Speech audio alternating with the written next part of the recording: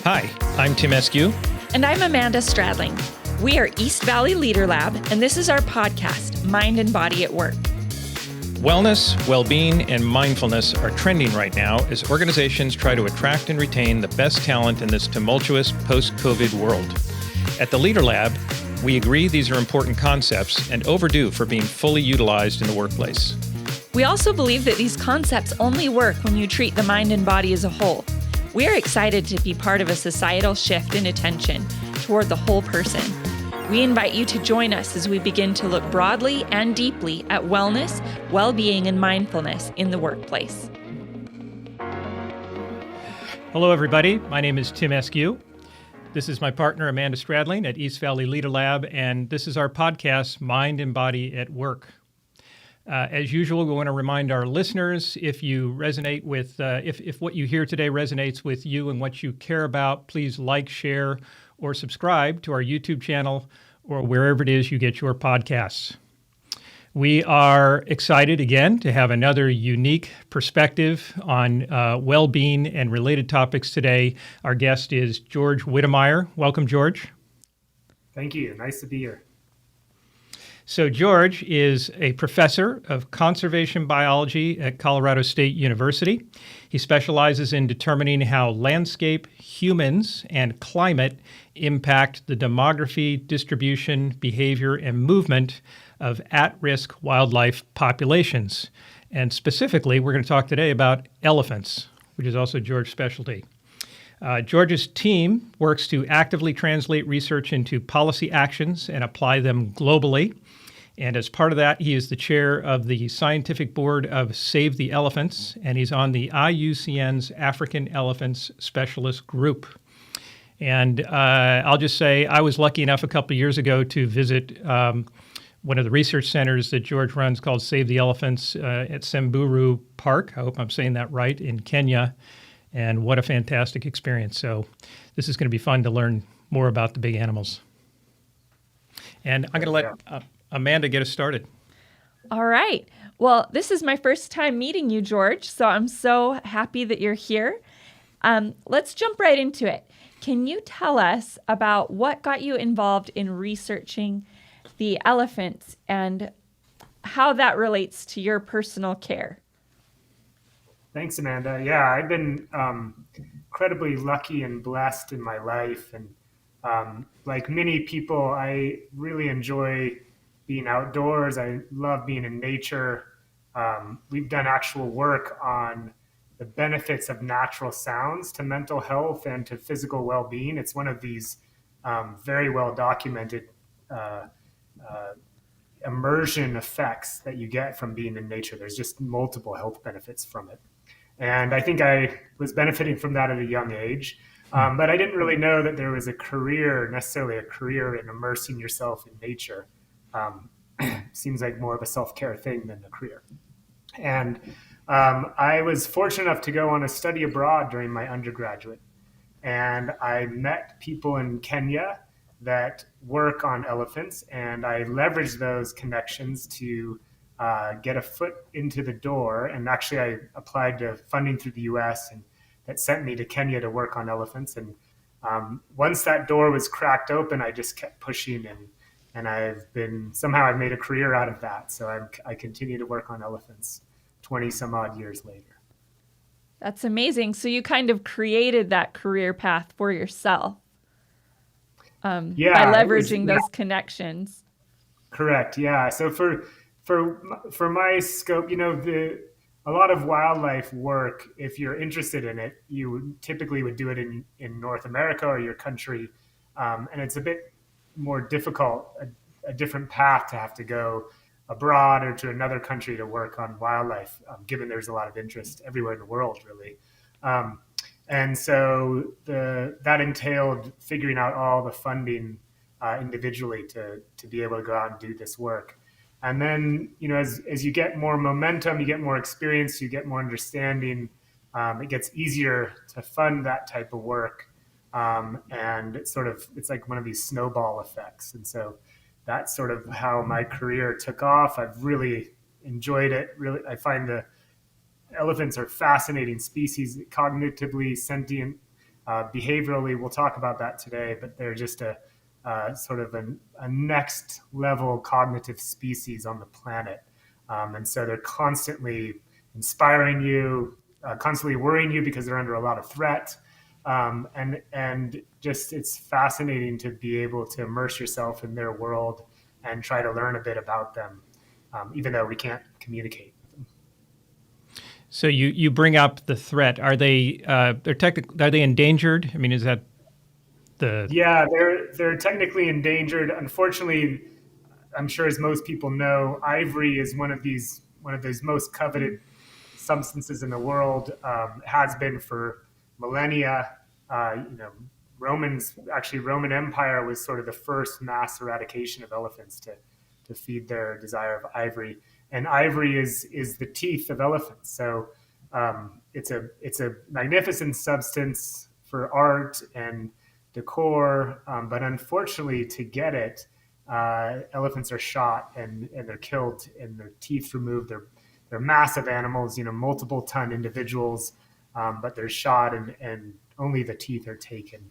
And so that has been pretty devastating for the species for several thousand years as we've been able to dominate natural systems. And then really in contemporary times, the advent of our small arms and sort of the proliferation of small arms post World War II has led to it being relatively cheap and easy to kill elephants and really all species.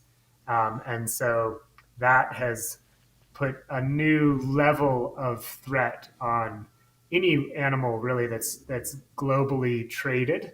You know, it's the humans were very numerous. We have voracious appetites. We tend to go on fads, and if unfortunately when something like ivory starts to trend in the social sphere of different countries, that money can very quickly you can develop avenues to trade illegal wildlife parts, and it can devastate species really quickly. So there's a big human poaching issue, but there's also natural pressures, right, for elephants to deal with. I know, you know, when I was at Samburu, I remember it being a very dry, pretty harsh environment. So what's the big picture of, you know, the elephant survival challenge? Yeah, so Africa is going through pretty amazing changes, rapid development. I don't know if you've looked at sort of human demographic projections, but there's big news that China had peaked and is now demographically declining. That happened last year. India will be doing that shortly. Russia and Ukraine are, you know, countries such as the Eastern Bloc have been declining for a while now. Demographically, Japan's probably the most famous. Europe's declining. The U.S. would be declining except for immigration. And so we're seeing this massive demographic shift across the world, and really the last vestige of human population growth is in Africa. And so Africa is going to be experiencing more people, more development, more land conversion for agriculture, and that leaves less wild areas, less wild spaces. And so that's a pretty major threat to wildlife. North America went through the same thing. You know, we used to have tens of millions of bisons wandering through the prairie system in North America, and we have you know, a few thousand left. So we too have, you know, imposed massive land use change on these natural systems that has a huge effect, especially on the large mammals. And so we're dealing with that now with elephants. I'm optimistic relative to, say, what we did to the bison in North America. I think we're not going to devastate elephants the way we did the bison, but there's going to be a lot less space for them. And so there's going to be some costs. And in the space they have, do they have any natural predators? They sort of do. So, you know, lions are quite large, and they could kill a calf if it got separated from its family. But elephants their social structure is really designed to protect the most vulnerable in their societies, and so they have a very similar social structure to us, except that it's matriarchal. But they have nuclear families. So the mother and their offspring stay together for life. Um, Males, as they mature and go through puberty, and which happens around 13ish, very similar to us, they start to be a pain to deal with. They get obstreperous, difficult, like any teenage boy, quite similar, and the families actually kick them out at that age, or they start to disperse. They sort of separate. They come back, separate, and increasingly spend more time with other males. And then eventually the males are sort of in their own group. They join the females seasonally, but they're much more separate. And so you have this matriarchal core society with elephants where the females are with their daughters for life. As the groups get big, they start to have competition for food. And so they will separate. So you sort of have cousins are what we call their sort of bond groups. So they spend about half their time together, half their time away from each other, just because it's easier to find food if you don't have tons of individuals together. And then even those groups split, and they actually have what we call a clan structure. So they sort of have these multiple tiered hierarchical levels of social organization, not unlike us. Like you tend to think of your nuclear family, your extended family, you might have your business associates, your friend groups, right? Elephants have that sort of complex nested structure with different social relationships across those spectra. So it's a very rich social world for elephants. They're hyper social as we are. And I think of humans obviously are sort of next level with our social connections. And we all know, for example, solitary confinement is thought to be extremely detrimental, and actually thought to be, worried about human rights with solitary confinement for humans because we are so social. And elephants are really similar to that. They're incredibly social. There's a couple baboon species that are hypersocial like that. Some of the cetaceans we talk about, like killer whales, been quite a bit of discussion about how their social structures kind of parallel to that.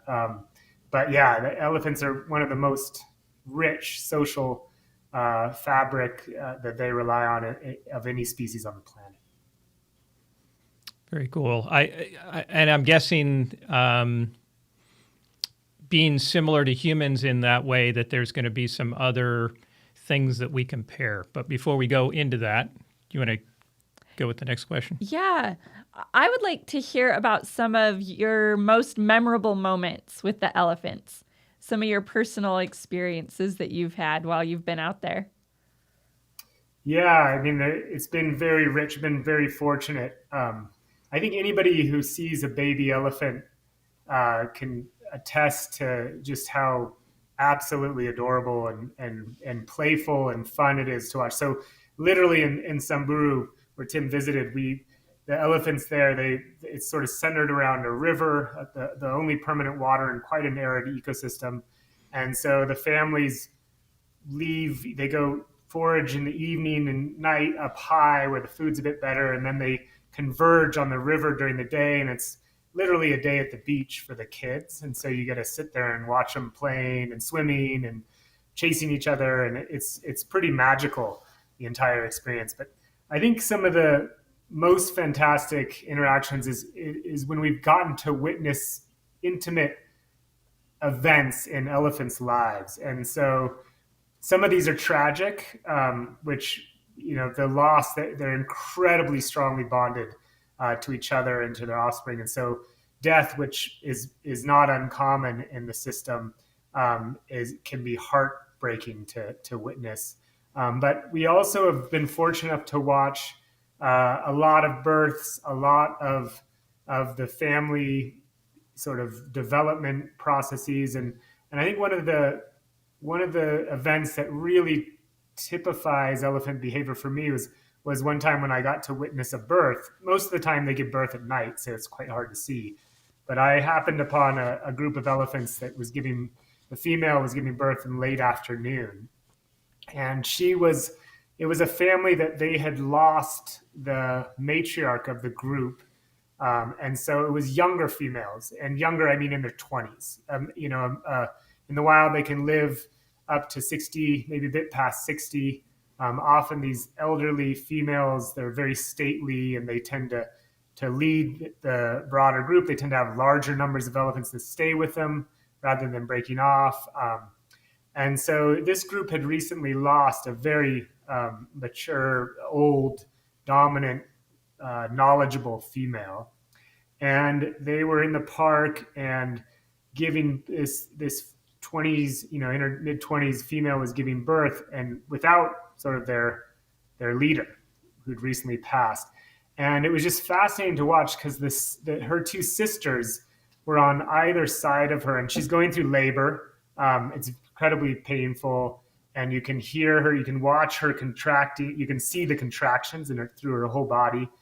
And her sisters were they were very tactile. So the sisters were constantly touching her mouth, touching her side. They're sort of standing side by side on her, rubbing her, and they were rumbling. Their communication's a rumble. So it's different than our vocalizations, and it's much deeper and richer. It's actually infrasonic. We can only hear half of it. Half of it is below the threshold of hearing. So this is one of the things is when you're watching them, you're literally missing most of what's going on. You can't even hear it. But some of it you can hear. And so they were repeatedly vocalizing and touching their sister and calming her. And it was just this, incredibly rich and very emotional experience for them. Like my interpretation was for them going through this, and that its birth was successful. And it was just, and once the calf is born, it's a celebratory event for the whole family. Other kids get involved. They all are trumpeting, and it's like it's better than it's literally a birthday, but it's better than a birthday party. It's a huge event. So it's just those kind of events just show you the importance of these relationships and these connections among them. What a beautiful story. Thank you for describing it so well. I can picture what that must have been like. Yeah, that's really neat. I was very fortunate to get to see it. And I think I heard an idea in there that you could maybe apply about teenage sons. Things get too difficult. Yes. They just kick them out for a while. For sure. Yeah. That probably won't happen. I think the boys need a break. The boys need to get away and stretch their legs, and then they can come back. But once they start to, cause a lot of trouble, they kind of pick fights and they're pushing around, and they're just young boys, and so eventually the mother's like, "You get out of here," and take a break from the family, and eventually that break becomes more extended, and eventually it just becomes very intermittent. They meet each other. So they kind of break off and just revisit once in a while. Yeah, and it's really interesting because some of them happens very early, like quite young. They'll leave, and some will leave very quickly. And then some, we've had individuals that 18-year-old males, which is, like it's very old for an elephant to still be in the group. Like the male at 18 is larger than the female. Like he's just big, and he doesn't look like he's no longer a kid. Doesn't look like he should be in the family. But sometimes you get these individuals, I don't know what it is. They have a teething problem. They don't want to leave, and it takes them a while. And it's interesting because the mothers are very adaptable, I think, to the needs of the individual male. So like a young male maybe goes, that's fine. And these older ones that really stay with them, they're still intimately part of the family. It's not like they are like, "Hey, we're done with you." It's more like they give them the opportunity on their own mental and physical development to reach the stage where they're ready to go off. And do we have an understanding of how? So there's all these dynamics and relationships. Elephants coming and going. Is there some sense? Are you observing some sense of leadership, like somebody's making some of these decisions? And what does that look like with elephants? Yeah, so there is, and leadership's quite important when you have these group dynamics, and it's very age structured. And so in the elephant system, the matriarch is the leader, But when you're watching them on a day-to-day basis, it depends on the matriarch style. Um, and so some are more overt in their display of their, I guess, dominance, I would say. And so they reaffirm their dominance regularly. And some are incredibly subtle, and don't seem to ever overtly show their dominance, but the dominance occurs when you see a core decision process occurring. And so if you need to make, especially when there's risk involved, so if you're encountering humans, that you'll see the matriarch will make the decision that the group will follow because humans can be so risky for them.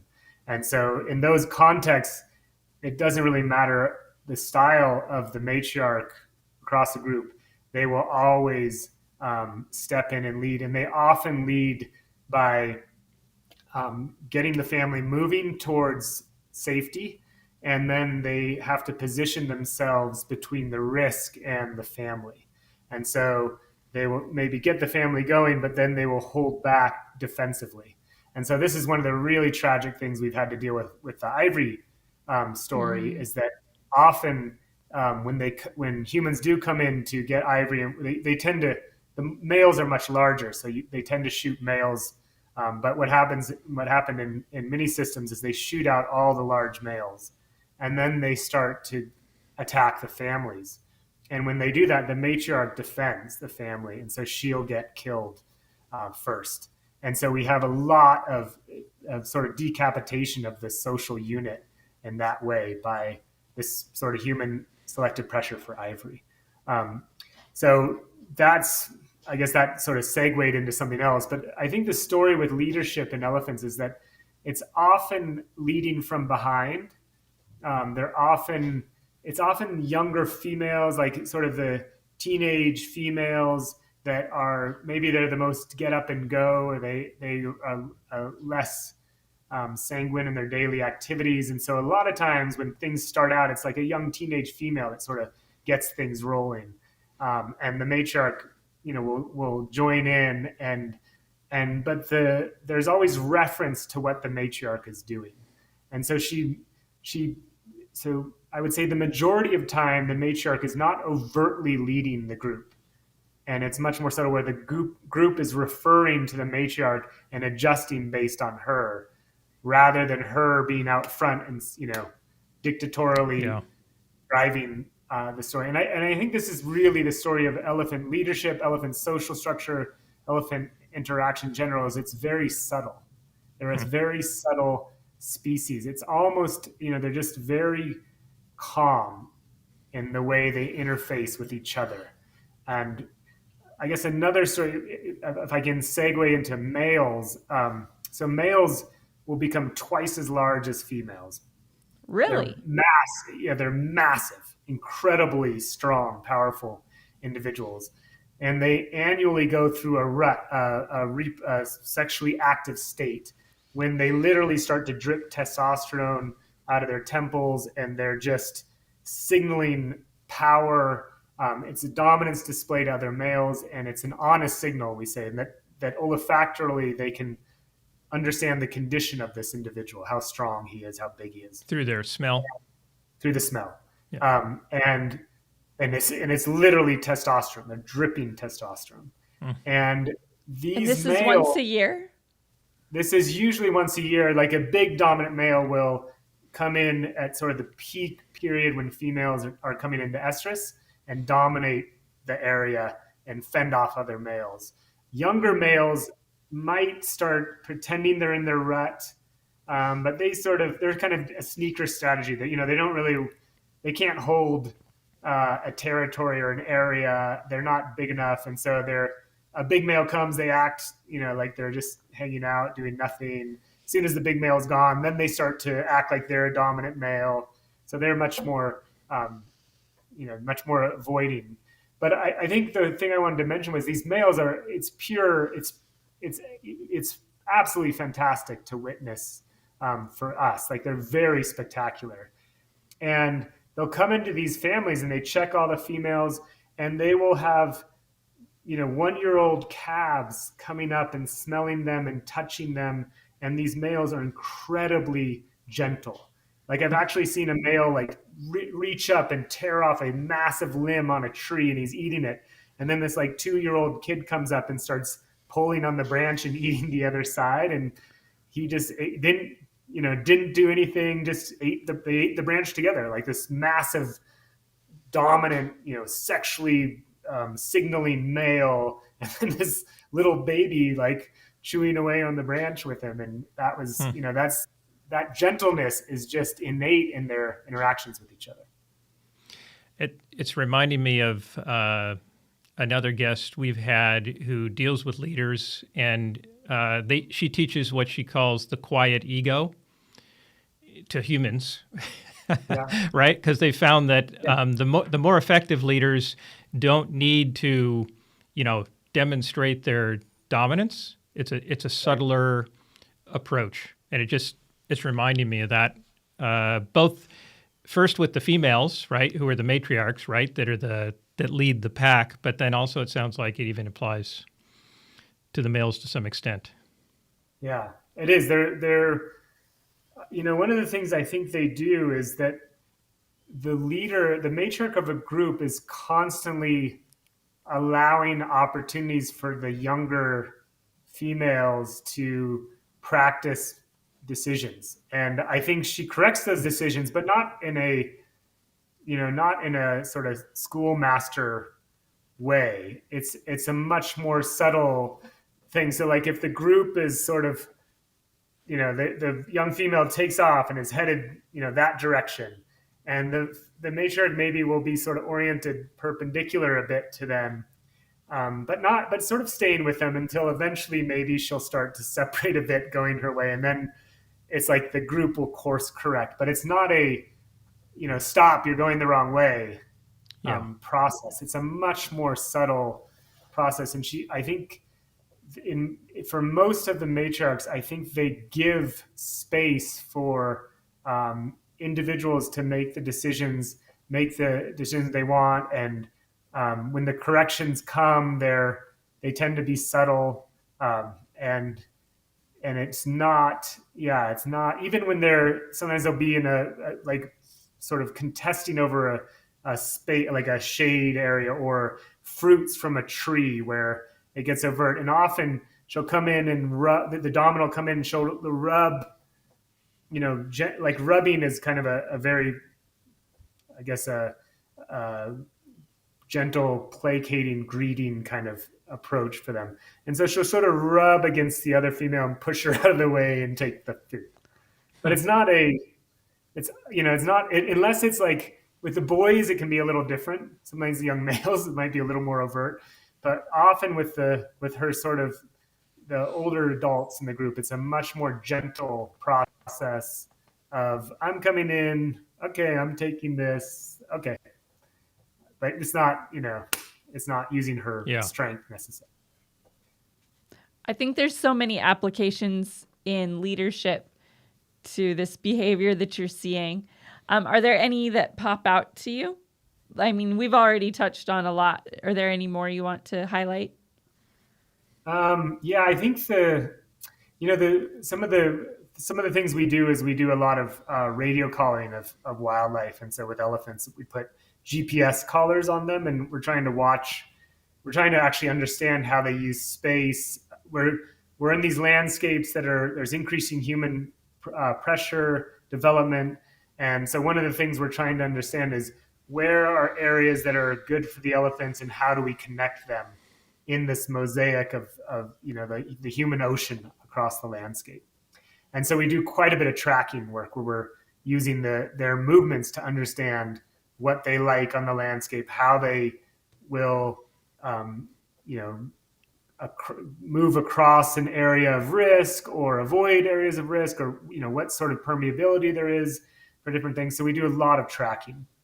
And putting a collar on an elephant is it's basically like you're approaching this animal and you're trying to give them an anesthetic. So like when we go to the get surgery or whatever, and they actually check all our vitals. They have us not eat. Like we do all these things, right, to make sure that we're physically primed to handle the anesthesia.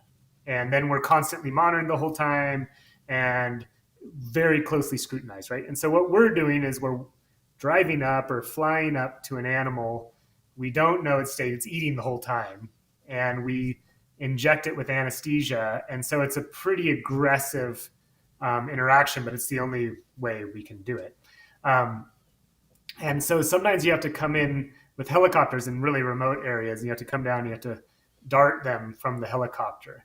And for those, most of us haven't been attacked by helicopters, or hopefully we haven't, but it's absolutely terrifying. It's a terrible experience because you cannot escape the helicopter. So it's this massive avian predator, basically, that you can't hide from.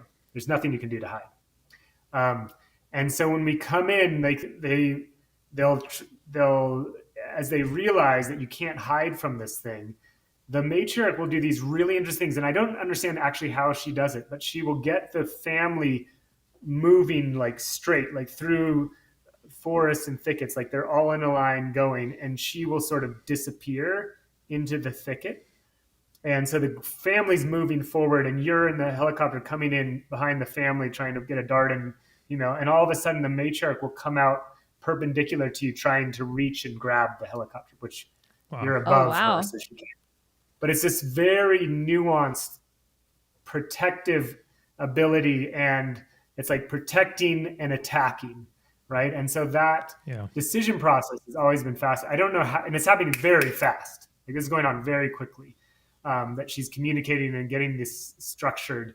But I've always been amazed at the role in their leadership role in when faced with risk is to save the children and do whatever it takes, put themselves in harm's way, do whatever they can themselves to stop the threat. And obviously against automatic weapons, that has repercussions and it doesn't play out the way they think. But it's that, I guess, that always in a risky situation, the matriarch takes on that role. I think that's so meaningful, especially in such a non-aggressive species, that they would step up and be the protector and not an aggressor, but to be offensive in that way, putting themselves in between the risk. That's very powerful. It reminds me of sometimes in our teaching, because we're using Tai Chi, we use Chinese symbols, right? And the Chinese symbol for warrior, which has its applications for leadership, is basically an axe about to fall. And the leader is the one that gets between the axe and the people they're protecting. It just reminded me of that a lot. Yeah, exactly. That's exactly. Yeah. I think the elephants really show us how we can be gentle and strong at the same time, that we can embody both characteristics to really rise up and be the best leaders we can be. Yeah, and I don't want to underserve their power. They're an incredibly powerful, strong animal.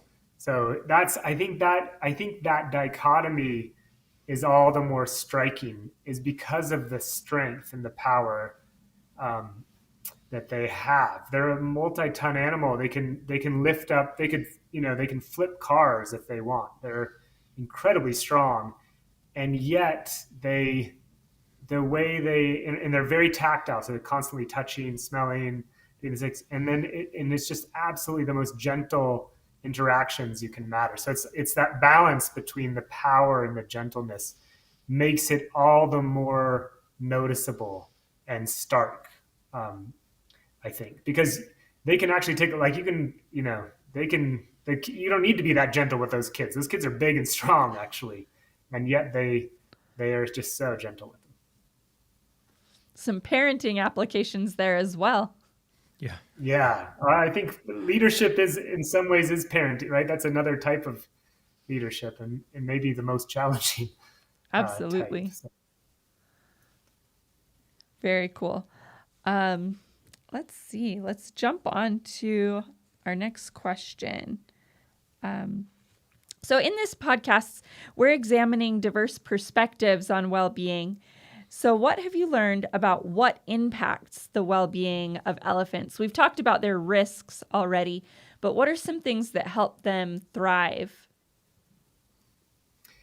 I think this has been shown particularly well for humans, where we've been able to study it overtly. But for us, what we see is the social relationships are absolutely critical, and often this is, I guess, the most powerful relationship is really the mother offspring, the mother daughter, or sisters.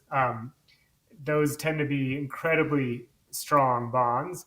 But what we've seen in Samburu specifically is that we've gone through successive waves of ivory poaching, and that has devastated.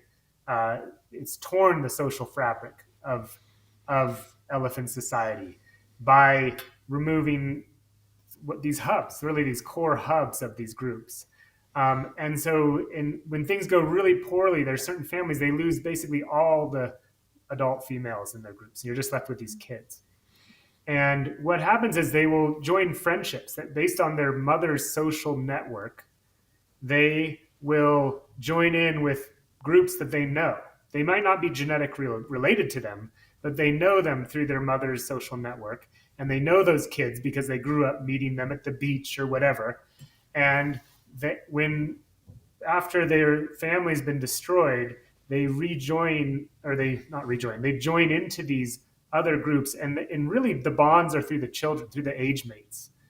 And what we've had is when I started working in this system, we had these families, very normal nuclear families, you would assume, typical elephant family. And we later did genetic work on it after sort of being there for 10 years, having them all individually identified. So we know all the different elephants, we know who they're with. And they're like, oh, well, we just assumed they were sisters because the bond is the same as you see with sisters. And we did the genetics on them, and in multiple cases, repeatedly, we found that they had no genetic relationships whatsoever. And we don't know the history of those groups, but presumably those groups, that something happened to them and they formed these bonds. And the bond, the friendship, like I would call this a friendship bond. It's not a genetic, not a familial bond, but it's indistinguishable to me as an observer. It's indistinguishable from a familial bond. And so that reforming of that tight and that close of a relationship, even when it has no genetic relatedness, to me epitomizes the value and the importance of those contacts. And we know, mental well-being in humans is very strongly related to how developed your social network is, and if you have these outlets. And I think that's one of the things that's been so clear to me with elephants is that when the worst happens and you lose these social relationships, your social fabric is torn, they repair it, they rebuild it with individuals. I think most of the time they must know them, but I don't necessarily know for sure. But they rebuild it in a way that they are able to reconstruct that strength and that intimacy with new individuals.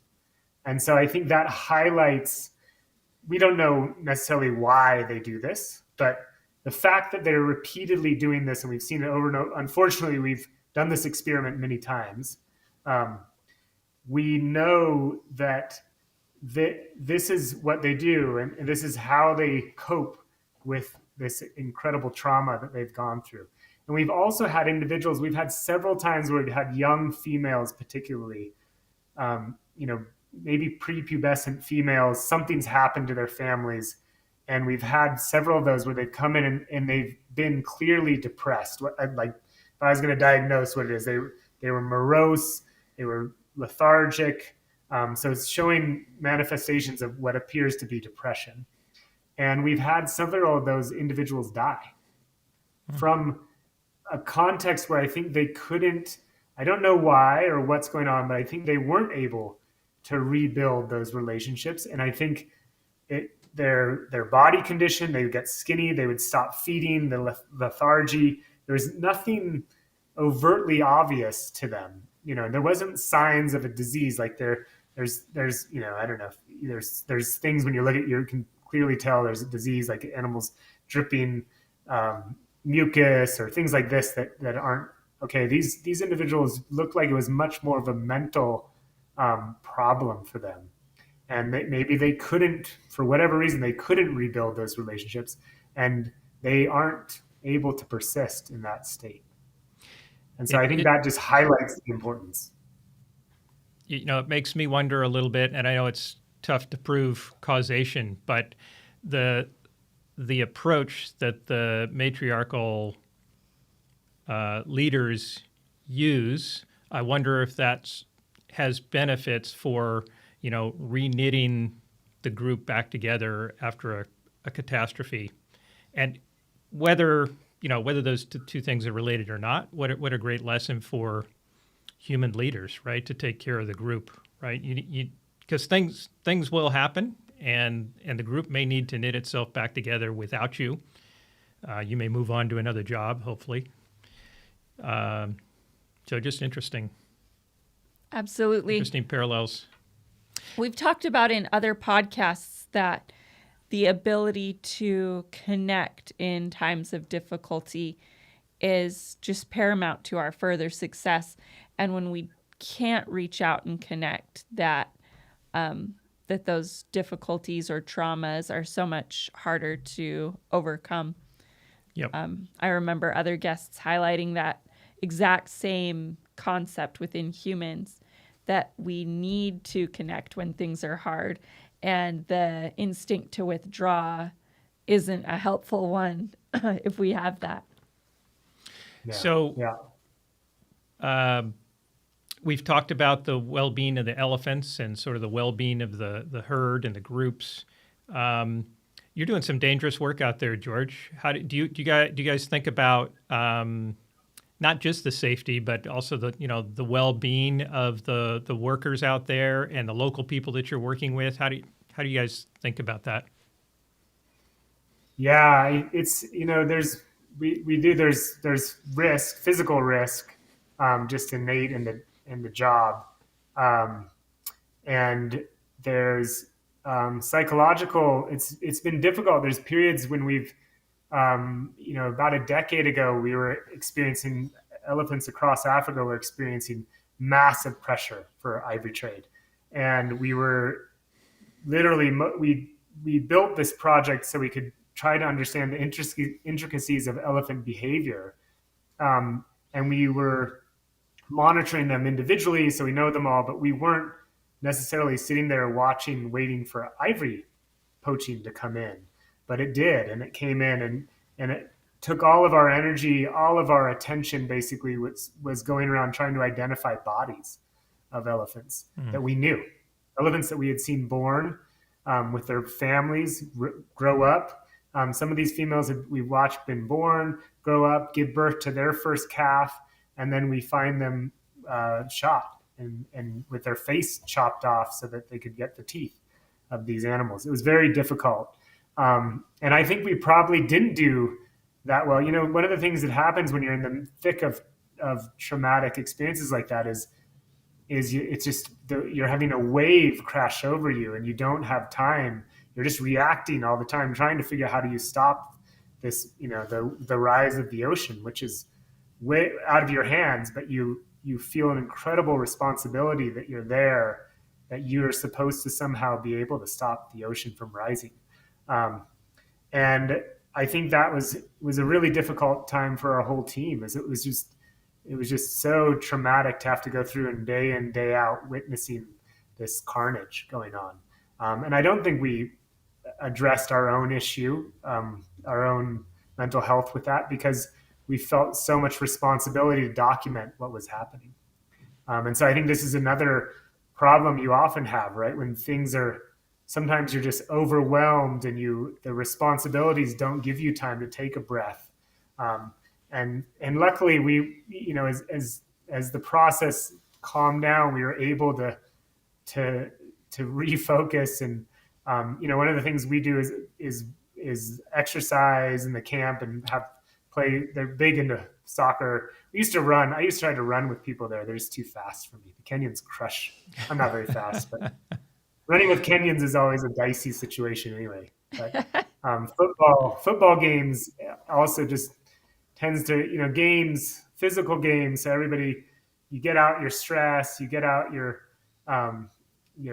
tensions, and you bond. You're working together as a team. I think that can be some of the most beneficial things we've found. Absolutely. I mean, a lot of what we're doing at the Leader Lab with leaders is giving them awareness and practices so that they remember to stop and do it, at the times when you're not just doing it to have fun, right? But when you really need to do it, you need to just step back and give yourself a break and do whatever it is, a simple breathing exercise or a movement exercise. It's so important. So you got there, you just maybe took a while to pull yourselves out of that. I know this happens to all of us. We just get overwhelmed with what's happening, and you feel like if you take that moment, you're not performing your duty or whatever, right? And we don't realize how our performance is getting compromised by the fact that we're not taking that moment. And I think that's a trick. For that decision point's a hard one for everybody. Absolutely. I firmly believe that medicine or movement is medicine, that when we move our bodies, especially in intentional ways, or also very carefree ways, like what you're describing, that we're healing ourselves, that we're regulating our nervous system, we're recentering, we're clearing our mind, and it allows us to work so much more effectively. That's awesome. Well, we're about out of time. Yep. Can you tell our listeners where they can find out more about your work and the ways they can support this research? Yeah, so I work with a Kenya-based nonprofit called Save the Elephants, savetheelephants.org. And so we're really a science-based NGO, nonprofit organization. So our goal is to actually document and collect the information and bring it to the world and share that information. And so that's how we see we can do the most for conservation. I think with elephants, they're such an amazing species and we know so little about them. It's relatively straightforward. If humans knew a bit more about the species, we'd take more care not to harm them. And so that's been our mission. And so we have a really great website, great group of people, and I would strongly encourage everybody to take a look at that. And then, of course, if you're lucky enough, you could come out to Samburu, northern Kenya, and you can actually see it the way Tim did. Yeah, and I strongly recommend that if you have the possibility. Yes. Well, thank you so much, George. I have just loved hearing all about your research and your experiences. Do you have anything else to add before we close up? I think that's it. I would tell everybody not to consume, be very careful about consuming wildlife products. Don't buy ivory, stay away from pangolin scales. But my guess is that your followers are probably not the huge wildlife product consumers. So, but let's spread the word anyway. Let's let everyone know. Yeah, definitely. But thank you guys for the opportunity, and it's been really fun. Yeah, great. Thank you so much, George. And thank you to our listeners. We're so glad you've been here with us. This has been Mind and Body at Work with the East Valley Leader Lab. Please check out our leadership courses at evleaderlab.com. And like we said at the beginning, if this content has resonated with you, with what you care about, please like, share, and subscribe to our YouTube channel and anywhere else you get your podcasts. Be well and keep moving.